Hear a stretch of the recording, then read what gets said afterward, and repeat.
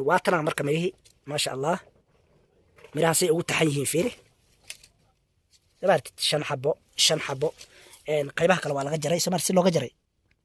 shan xabo tamaatada waxay kambaniyo badan baa soo saaray kambaniyada ugu fiican